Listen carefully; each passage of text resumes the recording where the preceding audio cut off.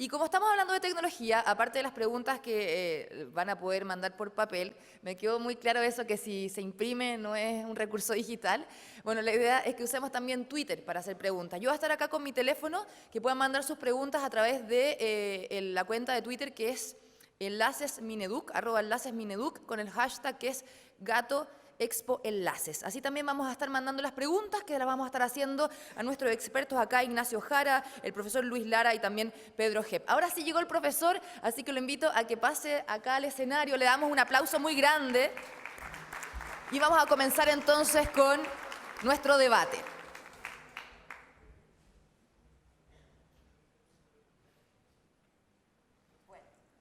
¿Se escucha? Sí. Bueno, antes de comenzar queremos dejar con ustedes a Ignacio. Cuéntanos un poco sobre el rol del docente en el desarrollo de habilidades digitales para el aprendizaje y cuál es también tu experiencia como ex director de Enlaces. Muy buenos días, muy agradecido por la invitación.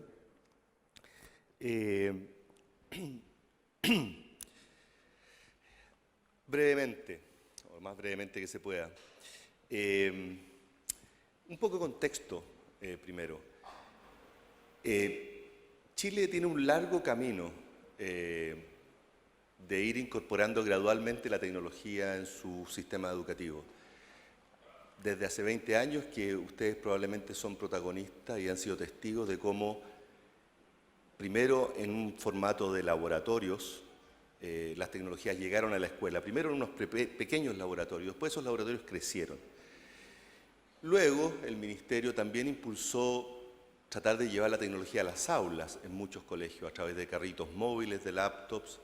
A veces hay pizarras interactivas, proyectores, tratar de usar la tecnología en un lugar más cercano para el trabajo educativo.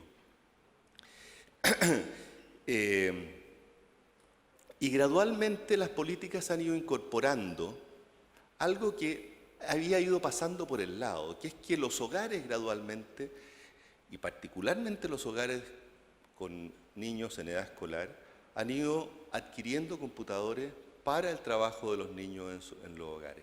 Hay países como Argentina, Uruguay y otros países latinoamericanos que han comenzado hace menos tiempo, pero comenzaron de manera más abrupta a entregar computadores a la educación, de una manera mixta, que miraba tanto la escuela como los hogares.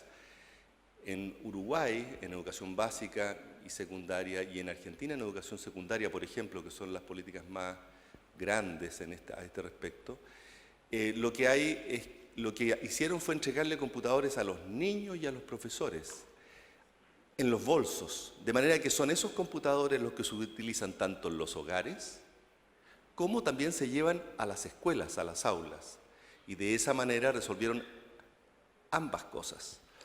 En Chile se ha seguido un camino un poco distinto. Las políticas no han entregado computadores en los bolsos de los estudiantes, y lo que se ha hecho es seguir reforzando los computadores que hay en las escuelas, en las aulas, en fin. Y por otro lado, fortalecer o completar computadores en los hogares de las familias que todavía no tenían.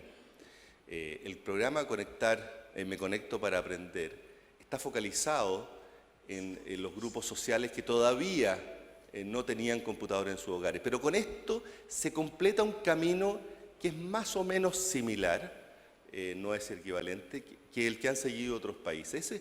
De una manera mucho más gradual, quizás, de una manera mucho más, gradual. Y el escenario que enfrentamos hoy es un escenario completamente distinto del que teníamos hace 10 años o hace 20 años. El riesgo de nuestra gradualidad, ustedes saben el cuento de la rana, de cómo se cocina una rana, de que si uno echa una rana en una olla de agua caliente, la rana se da cuenta que la van a cocinar y salta. Entonces uno la pone en agua fría y empieza a calentar el agua. Y el agua se calienta lentamente y la rana no se da cuenta y se cocina.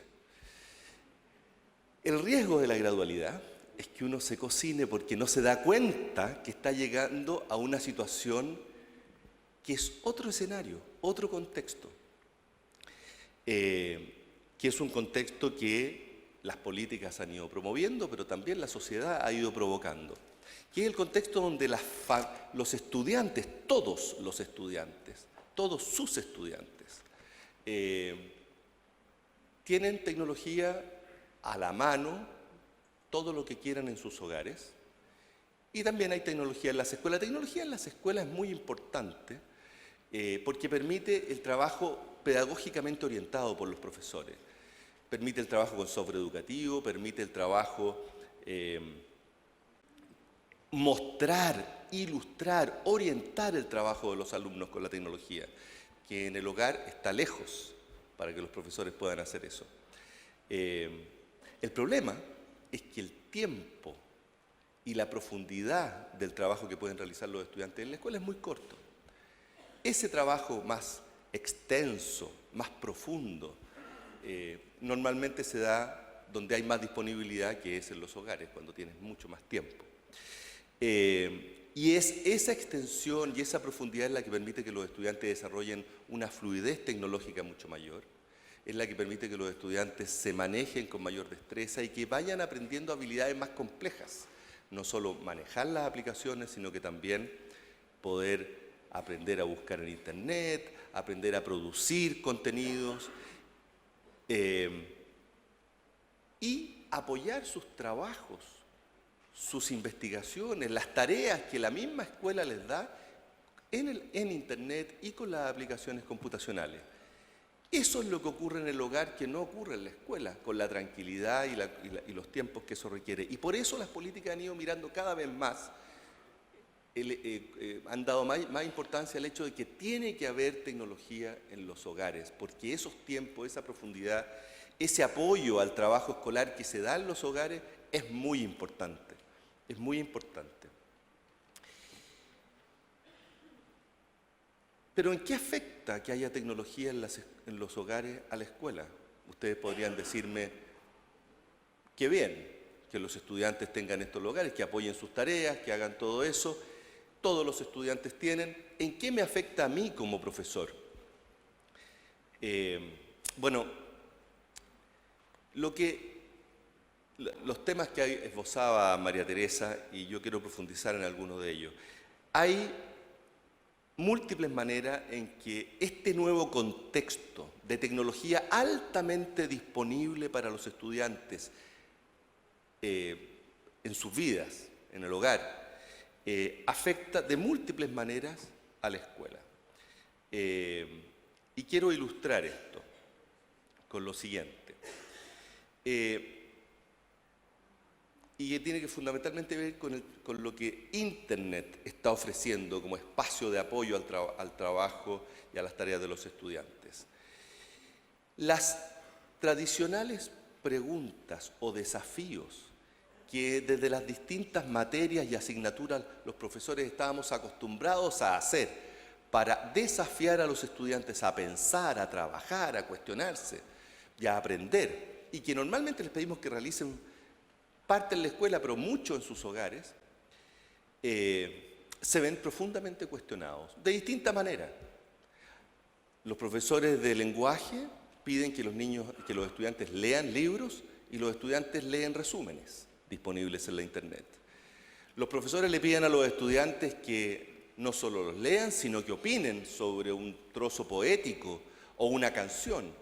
Googlean opiniones sobre esa canción y encuentran las respuestas tal cual las pide la escuela. Hoy la Internet ofrece algo que no existía antes. Respuestas que si no existen hoy van a existir mañana, a la manera tradicional de hacerlos aprender. Y eso desafía profundamente a cada profesor de cada asignatura a replantearse qué tipo de trabajo, qué tipo de pregunta le tenemos que ahora hacer a los estudiantes para que piensen y no copy-paste lo primero que encuentran, y no saltarse la lectura del libro y leer el resumen, y no leer la opinión de otro y entregarla como propia. Eso está desafiando de manera muy distinta a las distintas, como digo, materias, pero obliga a la escuela a adaptar. Hay profesores que dicen, no, yo voy a tapar el sol con un dedo. voy a prohibir el uso de Internet en mis tareas. Imposible, imposible. Es completamente imposible. Los alumnos copian y pegan, la mayoría copian y pegan lo primero que encuentran. Entonces, el primer desafío que cuestiona profundamente a la escuela y que no tiene que ver necesariamente con usar más tecnología dentro del aula, tiene que ver con replantearse la manera en que entendemos que vamos a enseñar.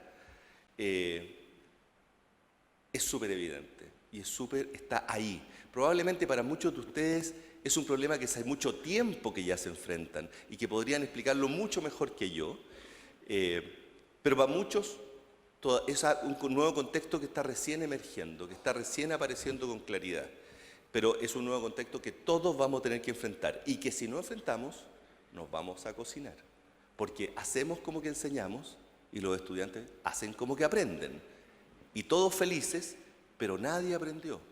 Nuestro rol, nuestra función está en el aire. El rey está desnudo, pero nadie lo dice. Tenemos que enfrentar eso. La contrapartida de eso es que efectivamente para enfrentar esos trabajos y esos problemas, esas tareas, esas investigaciones que les vamos a plantear, replanteadas a los estudiantes van a seguir usando Internet. Tienen que aprender a usar Internet para aprender en este nuevo mundo. Pero este Internet es un mundo completamente distinto de lo que era la vieja biblioteca. Por su volumen, cualquier pregunta tiene millones de respuestas o miles de millones de respuestas. Y dos, porque no tiene filtro. El otro día, a propósito del terremoto, disculpa, no está María Teresa ahí. A propósito del terremoto, se produjo una discusión con mis hijos, porque si ustedes googlean maremoto y tsunami, en la primera página de respuestas hay dos explicaciones distintas respecto a esas dos palabras. Una que plantea que son lo mismo y otras que dicen que son cosas distintas y que maremoto es en realidad un terremoto en el mar, pero distinto de tsunami. Uno mira las fuentes y dice, pero ¿cómo esta gente de universidades de no sé dónde pueden pensar esto si yo sé que es lo mismo? Bueno, pues bien, no hay filtro en la Internet, no hay curadores en Internet, no hay comités editoriales que puedan saber y por lo tanto si ustedes simplemente le dicen a los niños vayan a Internet y aprendan la diferencia o la igualdad entre maremoto y tsunami, la mitad del curso va a aprender una cosa y la otra mitad otra. ¿Cuál es la correcta? ¿Cómo discriminar en cada dominio del conocimiento fuentes válidas? ¿O cómo contrastar? ¿O cómo discutir y no quedarse con lo primero que uno encuentra? Porque hay que problematizarlo. Si uno se encuentra con dos cosas distintas, ¿qué hace? Porque ese es el mundo en que les va a tocar vivir a los estudiantes. Si ustedes los mandan a una página siempre, a una página en que las cosas están bien, cuando se encuentren con realidades distintas, ¿qué hacen? ¿Cómo resuelven? ¿A quién preguntan?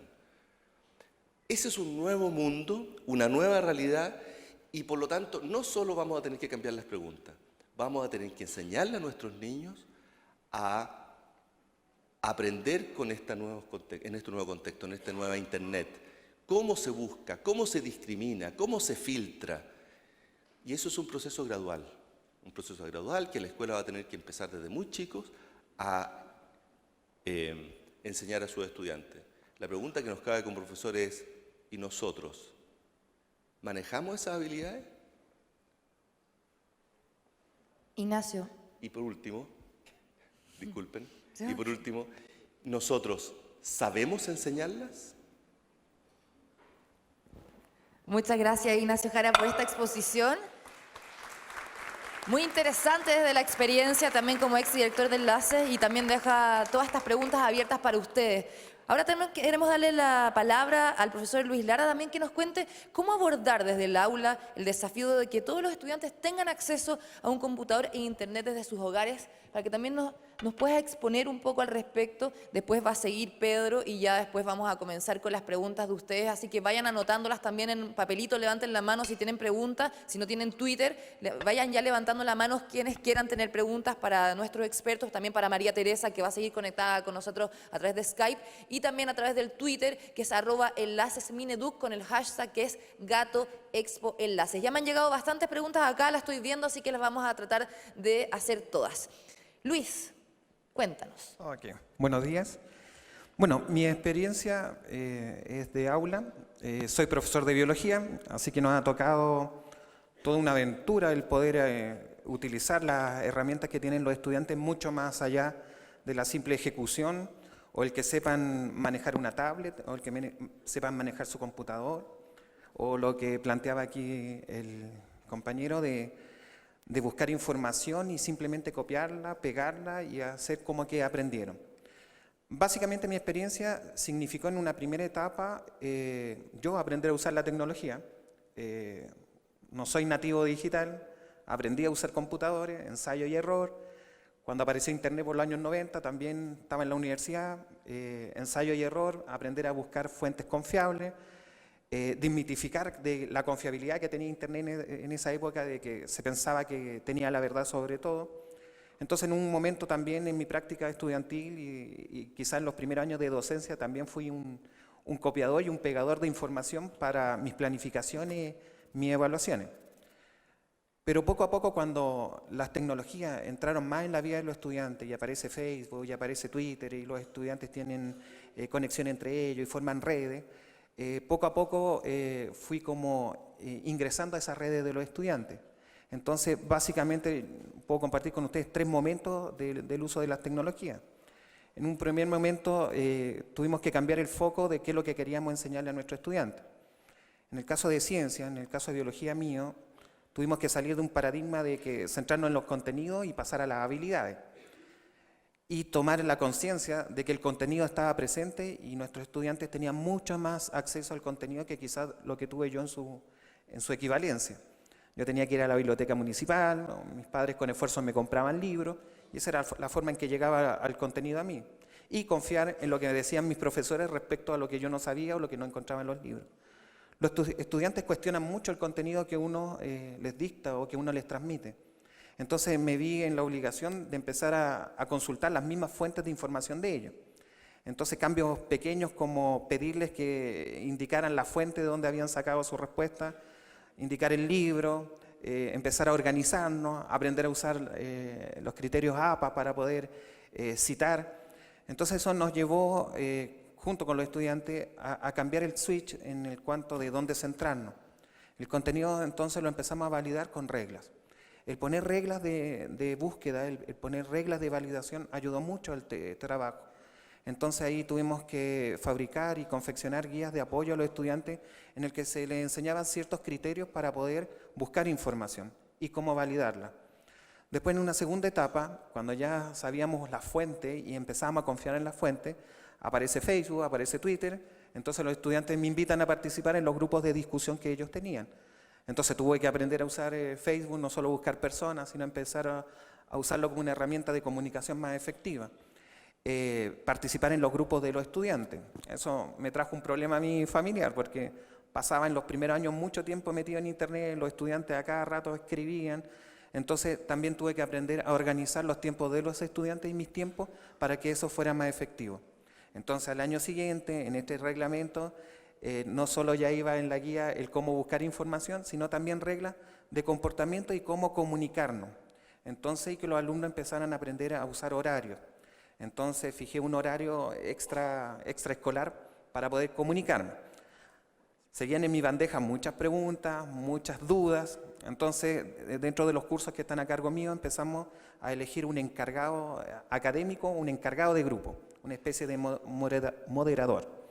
Entonces él, el que registraba las dudas de los compañeros, él hacía una síntesis y lo que yo leía eran 5 o 6 síntesis de acuerdo al número de cursos que tenía a cargo. Eso lo leía en la noche, le escribía una respuesta y el otro día me comunicaba con ellos en la clase. Eso me ayudó también como profesor a tener una continuidad mayor en mi asignatura. Entonces también me ayudó a ir preparando mucho mejor mis clases y en el momento de la planificación anual poner por primera vez quizá al estudiante también como un elemento participativo en esta planificación. Entonces ya mis grupos de red con los estudiantes no fue solamente las consultas o las dudas respecto a los ítems de mi asignatura, sino también a cómo construir el conocimiento del próximo año. Entonces le enseñé a meterse al Mineduc, a la parte de currículo, que leyeran los programas, que vieran los objetivos de aprendizaje y de que ellos eligieran y buscaran cuáles de estos contenidos le hacían más sentido. Entonces eso significa también presentar un borrador a la dirección académica de mi colegio y de alguna manera validar esta inquietud de los estudiantes. Y así comenzamos a construir las planificaciones anuales con la participación de los estudiantes en el hecho de que quizá en qué sentido y en qué orden de pasar ciertos contenidos de acuerdo a la contingencia del país de ese momento. Entonces ya tenía a mis estudiantes conectados, ya tenía grupos de trabajo, tenía este encargado académico con el que me comunico, tenía una planificación más participativa, entonces las clases comenzaron a transformarse no solo en instancias donde yo comunicaba conocimiento, sino donde comentábamos la información, comentábamos estos aspectos de lo que habíamos aprendido. Entonces los alumnos empezaron a colaborar con videos, con páginas web, con otras fuentes de datos que yo no conocía. Entonces una vez que ellos aprenden a filtrar, comienzan a buscar otras fuentes y esas las comparten con el profesor. Entonces esto que comenzó a ocurrir en la asignatura de biología, al jefe de área de mi colegio, le interesó como que la transmitiéramos a las otras asignaturas. Y así como el área de ciencia de mi colegio comenzó a trabajar en equipo, y esto me obligó ahora a tener un grupo, una red de contacto entre mis compañeros profesores, con los estudiantes y de alguna manera empezar a crear. Ahora estamos en una etapa en que los estudiantes estamos aprendiendo a manejar. A mí me ha ayudado mucho los estudiantes. Yo sigo siendo alguien que aprende constantemente sobre las tecnologías y los alumnos aprenden mucho más rápido de lo que quisiera que aprendieran en algún momento. Entonces cuando yo creo encontrar una novedad y se las presento, ellos ya vienen con algo mucho mejor. Entonces también he aprendido y he tenido que empezar a ser más humilde con mis estudiantes y quizás no sentir miedo de exponerme de que hay cosas que yo no sé o que yo no controlo. Entonces ha sido gratificante para mí como profesor también aprender de mis estudiantes. Y este hecho, esta comunicación que hemos logrado nos ha ayudado a ir creciendo mucho más.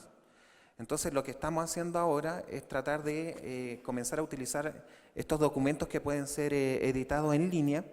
Entonces ahora la típica carpeta de investigación, formo los grupos, hay un documento en línea y que en las noches, dentro de este horario que los alumnos saben que yo voy a ingresar, reviso los documentos en línea, hago los comentarios, pongo en duda las fuentes, pido que cambien la opinión y esto me permite en la clase ir avanzando constantemente. También ciertas preguntas que ponía en la prueba ya no solo van a los contenidos, ya no solo mido habilidades, sino también en los trabajos le he pedido a mis estudiantes que comiencen ellos también no solo a crear material digital, sino también a comentar el material digital que existe. Entonces, no sé, disculpen que sea autorreferente, pero pongo el contenido, no sé, mitocondria. Entonces, hacemos la clase mitocondria, hacen el trabajo de investigación de la mitocondria, pero una de las preguntas dentro de ese trabajo es, no sé, pues busquen en YouTube el mejor video que pueda explicar su punto. Entonces eso obliga a los estudiantes a revisar muchos videos y en la medida que revisan videos van contrastando y van poniéndose estas diferencias que comentaba aquí el colega. Pero mire, profesor, este video decía esta cosa, este otro, no sé, otro estudiante decía, no, encontré esto otro.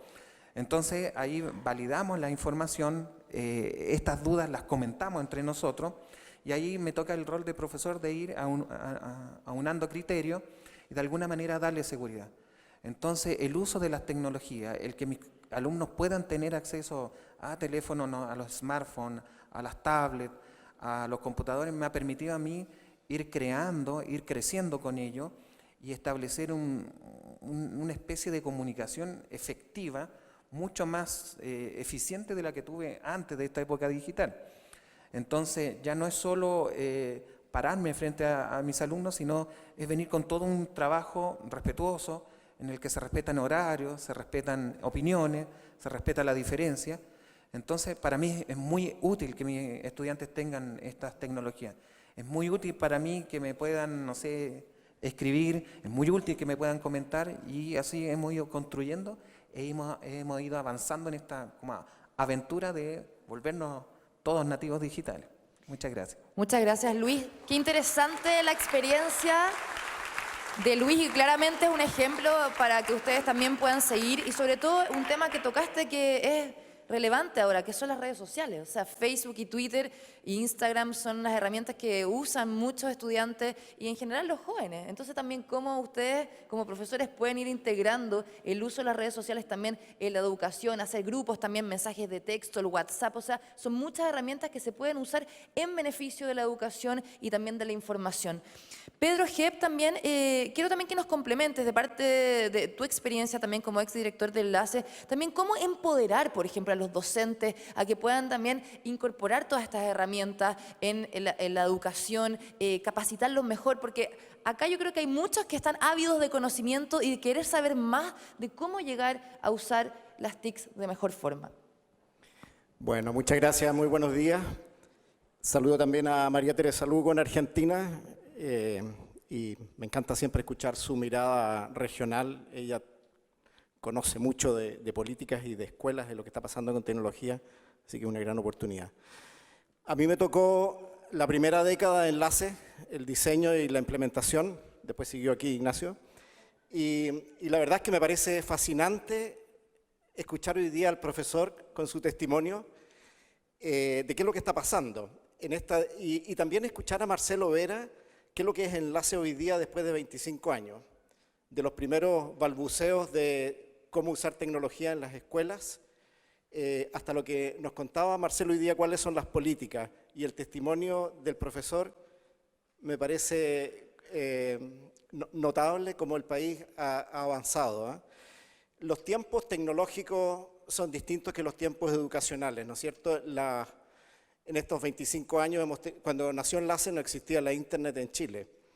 Y el testimonio del profesor y lo que comentaba Ignacio de los desafíos que tiene hoy día usar la Internet en la escuela, han habido cambios muy, muy profundos. Es muy interesante mirar cómo en estos 25 años el país ha ido evolucionando y ha ido cocinando la rana poco a poco. Nosotros en la primera década a lo mejor no nos dábamos cuenta de lo que estaba pasando, cómo estaban cambiando las conversaciones, los desafíos en las escuelas, las miradas que tenían los directores de política. Y solo una frase que me llegó del profesor es que él dijo que él hoy día trabaja en red, no solamente con sus alumnos, sino que sus pares. Fíjense que la palabra enlaces viene de construir lazos entre personas, esa es su raíz. Y el profesor aquí está encarnando el sueño de Enlace. Y yo creo que un poco a tu pregunta, este tipo de eventos, el contacto en redes con los profesores, la comunicación horizontal son las mejores maneras de empoderarse y de conocer y abordar los desafíos en un aula. Nada mejor para abordar un desafío en un aula que un par, mucho mejor que un experto o pseudo experto como somos aquí con mi compañero. Solo quiero terminar.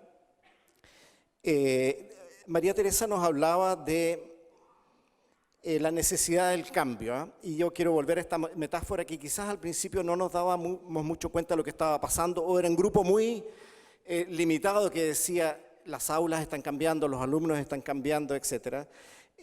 María Teresa nos decía tenemos que hacer que la escuela más relevante, o sea, poniendo en duda que la escuela hoy día no responde a los desafíos de la sociedad, del hogar, de los mismos niños, no está respondiendo. Y por lo tanto nos tensiona mucho. Y eso ha llevado, muchos países están conscientes, como nos decían los que hablaron antes. Incluso el académico de la Universidad de Chile, cuando nos hablaba y nos invitaba a esto de la programación, fíjense que en Inglaterra es parte del currículum mínimo. La provincia de Buenos Aires tiene el currículum mínimo programación. Uruguay entero programa. Nueva Zelanda, Australia, etcétera. No solo por desafíos de orden empresarial o societal, que hoy programar es un tremendo instrumento para desarrollar habilidades cognitivas del siglo XXI. Tiene enormes beneficios y si bien en Chile se viene programando en las escuelas desde los fines de los 70, hoy día con mayor madurez, con mayor experiencia, como una nueva encarnación de esto, está poco a poco penetrando en el currículum. Yo creo finalmente, también María Teresa nos hablaba de la necesidad de refrescar la idea del contenido digital. Esto se ha puesto un poquito aburrido mirando los contenidos digitales antiguos, y la invitación es a que miremos los contenidos digitales de manera mucho más fresca. Vinculado también con esto de que los jóvenes hoy día están mucho más interesados en crear que en consumir. Y eso es un cambio muy importante en muy pocos años. Y eso ayuda a hacer la escuela más relevante. Así que yo, en resumen, creo que la rana está llegando a un momento en que debió haber saltado, así es que están los cambios maduros, son necesarios asumirlos. No es como antes, que uno venía a un evento y ya, bueno, sigo el próximo año, va a pasar lo mismo. El mundo efectivamente está dando muestras concretas de que este cambio tiene que producirse, tiene que materializarse, y yo creo que el profesor aquí a mi izquierda, un privilegio conocerlo, profesor. Usted es un testimonio de ese cambio. Gracias. Muchas gracias, Pedro. Bueno, tenemos muchas preguntas, han llegado bastantes por Twitter, así que eso me gusta. ¿Cuántos de ustedes tienen Twitter acá? ¿Cuenta de Twitter? Ah, muchos, qué bien. ¿Cuántos tienen Instagram? Buenísimo. Bueno, Facebook me imagino que todos tienen, ¿no? Ya, excelente. Vamos a dar algunas preguntas. María Teresa, ¿estás ahí? ¿Ya está conectada? Sí, Perfecto. Mira, sí. esta pregunta se repite bastante y me gustaría hacértela. Y dice lo siguiente, bueno, la hacen varios docentes que están acá, y dice, ¿cómo se otorga y se valida y se respeta el tiempo para que los docentes puedan aprender el uso de las TICs e incorporarlas después en el aula? O sea, ¿cuánto tiempo se necesita? ¿Cómo también entregar capacitación para los profesores y poder dar ese tiempo que es tan necesario para también ponerse de alguna forma al nivel de los estudiantes, que son nativos digitales, y nosotros ya a esta edad somos inmigrantes digitales? Bueno, es una pregunta muy relevante y que me la hacen en prácticamente todos los países de la región. Hoy las políticas TIC tienen dos cuellos de botella. Uno es la formación docente, y yo aclararía no solo la formación docente, sino también la formación directiva, la necesidad de que los directivos se puedan formar. Y la segunda tiene que ver con la conectividad. Hemos hablado poco todavía en esta conversación sobre el tema de la conectividad, pero hoy el otro cuello de botella tiene que ver con esta cuestión de la deuda pendiente que tenemos en América Latina en relación con una conectividad simétrica, estable y de bajo costo. Vuelvo al tema de la formación. Yo creo que es evidente que hoy la unidad de cambio no es el docente aislado, es la institución educativa. Tenemos datos de UNESCO que nos dicen que 3 horas de formación situada y de formación a partir de los problemas complejos de una institución educativa equivalen a 30 horas en un curso tradicional y tienen el mismo costo. Esto significa que tenemos que ir abandonando las propuestas de cursos tradicionales para ir trabajando en esta idea de comunidades de práctica, de redes de profesores y de una formación mucho más a la medida de los problemas que hoy la entrada de las tecnologías disruptivas están trayendo en lo cotidiano de la tarea del profesor o del maestro. Y la otra cuestión que me parece importante para pensar la cuestión de la formación docente es que en América Latina la proporción del esfuerzo que los países están haciendo en la capacitación, en la formación permanente, es de un 80%, y un 20% se ocupa de lo que es la transformación de la formación inicial. Sé que en el auditorio hay muchos profesores que se dedican a formar profesores. En ese sentido, creo que ustedes saben que esto es una demanda muy sentida de no solamente formar a los profesores en ejercicio, sino también de transformar los programas y la manera en que estamos formando a los nuevos profesores.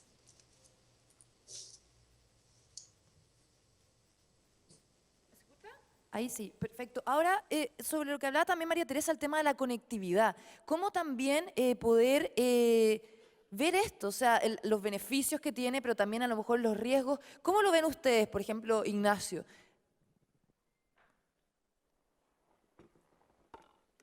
La conectividad. Sí.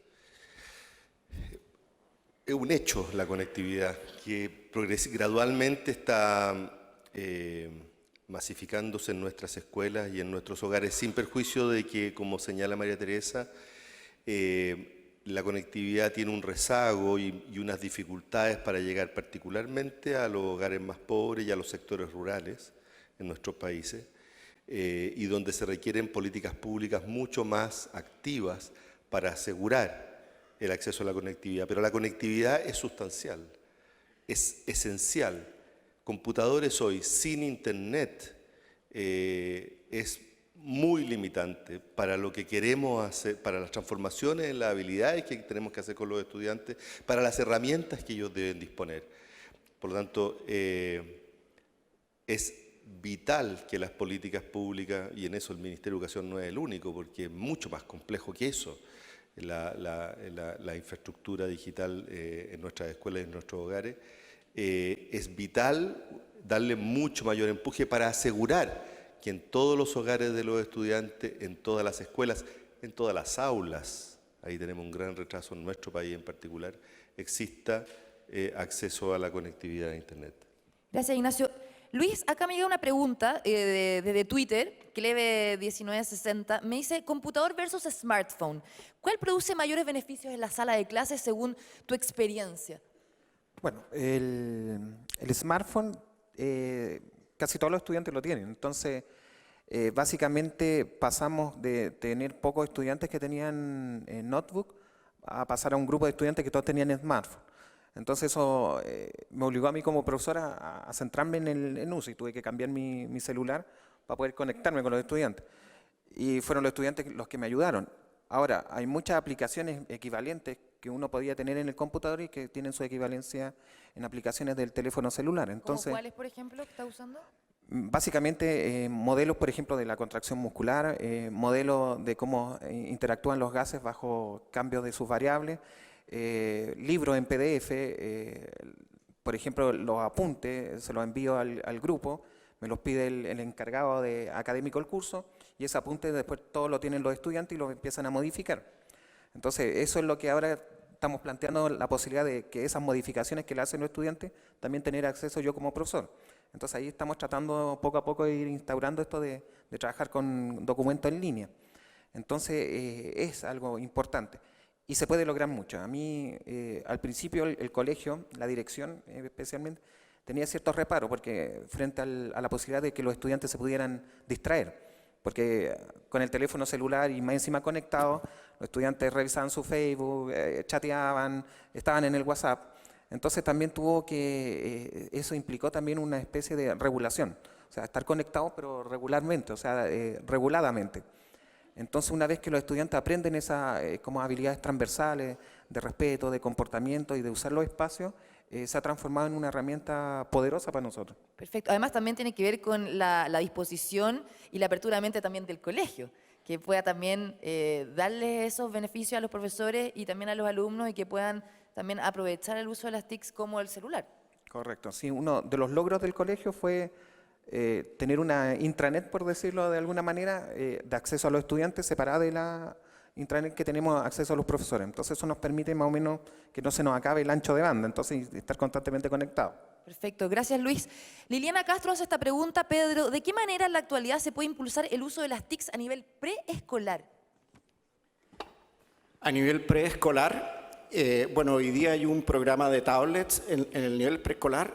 Existe una cantidad enorme de aplicaciones, incluso en español, para el inicio de la lectura, aumento de la conciencia fonológica, mejor conexión entre fonemas y grafemas, existen buenos software con muy buen sustento pedagógico usables en tablet. Sin embargo, quiero decir que hay, y puesto que ustedes todos son profesores, quiero decirles que hay investigaciones que indican que hay que preocuparse sobre cuánto y cómo usan los niños las tablets, puesto que no es inocuo usar mucho las tablets en niños muy pequeños, puede ser dañino. Yo los invito a visitar algunos de los sitios más serios sobre investigaciones de uso de tablet en menores, que hablan sobre la necesidad sobre todo de los padres, más que de los profesores, de dosificar inteligentemente el uso en aplicaciones específicas.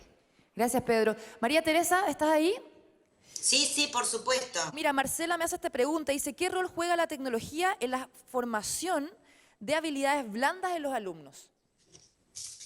Bueno, yo creo que, vuelvo al tema que conversamos hace un rato, yo creo que hoy aquellos que no acceden a la tecnología claramente están más excluidos que antes.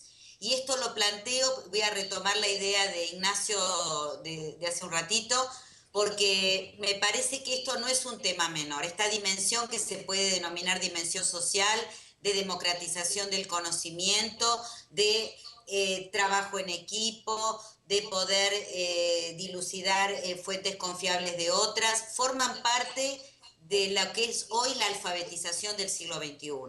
Y en ese sentido hay una cuestión que se vincula con la equidad, pero también se vincula con la justicia.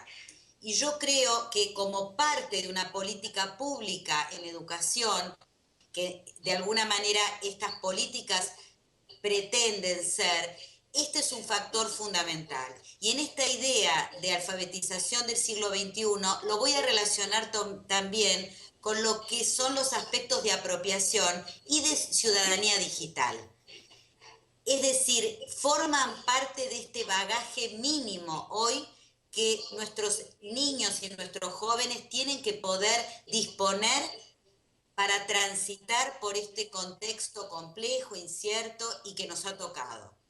Y en ese sentido me parece que la tecnología o la cultura digital también tiene un impacto sobre la institución educativa de la obligación de revisar los marcos regulatorios y las normativas.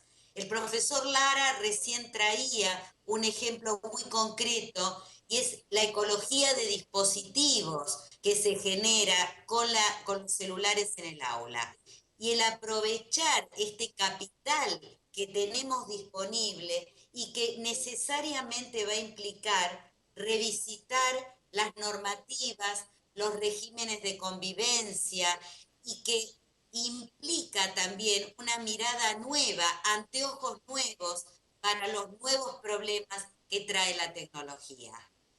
Milad Dowey, un autor que yo siempre recomiendo en uno de sus libros emblemáticos, que es La Gran Conversión Digital, nos enseña que necesitamos trabajar esta brecha entre usuarios de la tecnología y manipuladores de la tecnología, en el sentido de aquellos que pueden meter mano y hacer un uso creativo e innovador de la tecnología. Esta brecha entre usuarios, simples usuarios y manipuladores, que tiene que ver con la programación, entre otras cosas, nos enseña que estas son habilidades que tenemos que poder manejar para ser hoy ciudadanos del siglo XXI.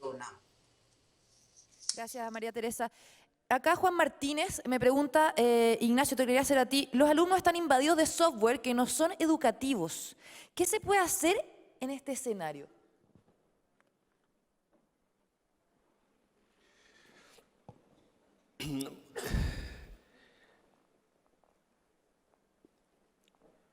Los adultos tenemos un rol con los niños y jóvenes respecto de, como mencionaba Pedro cuando se le preguntó sobre preescolar, los adultos tenemos un rol de, llamémosle, regulación, no solo sobre la vida de los niños en la plaza física, sino que también sobre la vida de nuestros niños y jóvenes y su participación en el espacio digital. Un rol que no es de prohibición, pero sí es de regulación a lo largo de su crecimiento. La participación de ellos en los espacios digitales y el uso de los recursos digitales no es lo único que hay en la vida y en algunos casos puede competir con tiempos y con actividades que son necesarias también para su crecimiento. Y por lo tanto, tanto como debemos enseñarles a cuidarse y a cuidar a otros en ese espacio, debemos regular de qué forma esto no los saca o no les perturba su crecimiento normal. En ese sentido yo creo que hay una responsabilidad de los adultos que no siempre asumimos, y cuando me refiero a adultos me refiero tanto a los profesores como los padres fundamentalmente, ineludible, ¿ah? Y que muchas veces porque los padres no se manejan o los niños tienen un computador que es de ellos y sienten que pueden hacer, los niños como que los sacan de ese espacio, los adultos tienden a abandonar ese rol, ¿ah? Y creo que no es bueno, eso es un rol que los adultos deben mantener también, ¿ah?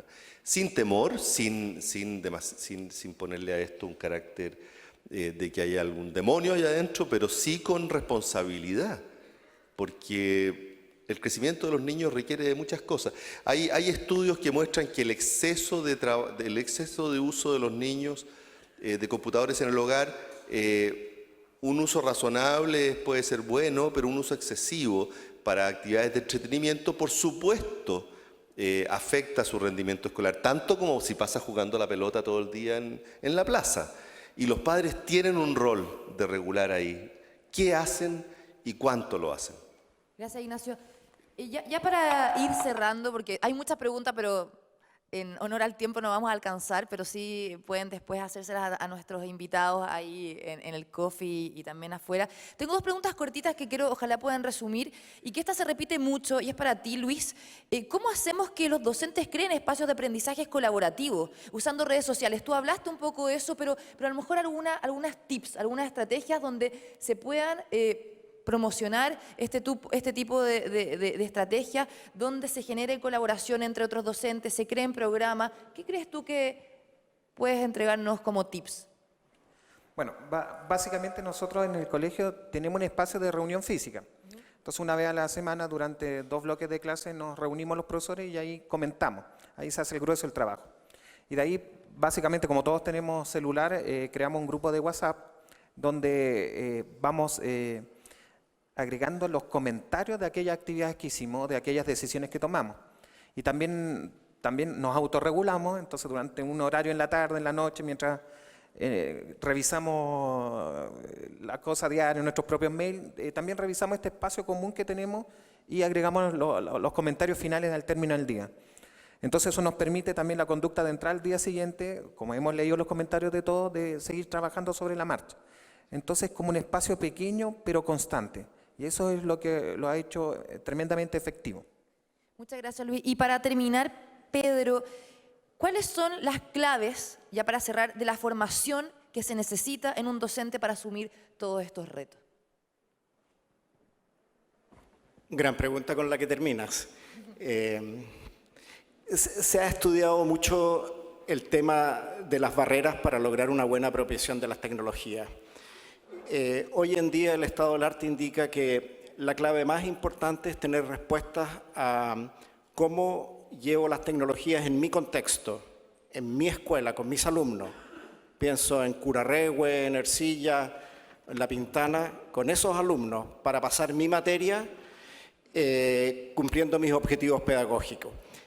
La clave es acercarse a las redes de pares, como decía, de profesores que trabajen en mi contexto. O sea, si usted es un profesor de biología que trabaja en un contexto parecido aquí al del profesor, únase al Facebook. Pero la clave para resolver ese importante desafío pedagógico es el trabajo en redes de pares. Muchas gracias. Quiero darle un gran aplauso a Ignacio, a Pedro, a Luis y sobre todo también a María Teresa, que ha estado con nosotros desde Argentina. dando su experiencia tan importante a nivel internacional. Antes de finalizar, quiero también recordarles que hoy a las 16:45 horas en el mismo salón vamos a tener la actividad de clausura de Expo Enlaces 2015. Nos vamos a encontrar con Marcelo Serres, presidente de BG Chile, quien hará un seguimiento histórico de cómo han progresado los videojuegos y su implementación en la educación. También vamos a disfrutar de una rutina del artista Edo Caroe, quien hará una reflexión sobre las diferencias de haber estudiado hace 20 años y estudiar hoy. Y por supuesto también los invito a que manden sus fotos a través de WhatsApp, porque vamos a estar sorteando también un premio de realidad aumentada para que puedan también incorporarla en sus cursos. Hay un número de teléfono donde ahí tienen que mandar las fotos de WhatsApp para que también ahí recuerden durante todo el día de esta Expo Enlaces. Y también todas las exposiciones y lo que hemos comentado ahora se van a subir a enlaces.cl y donde también ahí está el Facebook y el Twitter. Quiero agradecerles a todos quienes han participado acá. También quiero invitarlos a que se inscriban previamente en los talleres que se realizan en las salas de este centro de eventos y que duran 90 minutos y que deben llegar 10 minutos antes a los talleres en los que ya están inscritos. Y también les informamos que se entregará entre 13 y 14 horas en 4 puntos habilitados en las plazas centrales. Se van a estar entregando un vale de colación. Muchas gracias a todos por venir. Un gran aplauso. Los invitamos a que disfruten de Expo Enlaces.